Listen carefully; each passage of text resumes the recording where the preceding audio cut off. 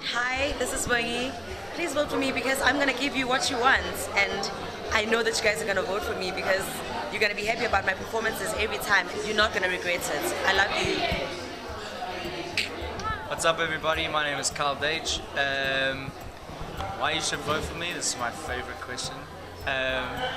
Because I'm interactive with my fans, I'm fun, I love playing games, love joking around with people. I've got an interesting personality once you get to know me, so you should try that as well. Hi fans, hi family, hi supporters. I'd like to thank you so much for being so supportive. It means the world to me.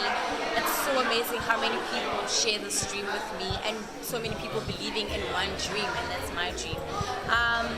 And I honestly feel that I'm unique in my own way. I'm super talented. I think I've got an amazing range. I can sing, and that's why I came to this competition. So I'm hoping I make everybody proud because that's what I came here to do. And I'm going all the way, so thank you guys. Hi there, South Africa. The reason why I think that you should vote for me is because I'm really persistent and I really do believe that I have talent, and so far so good.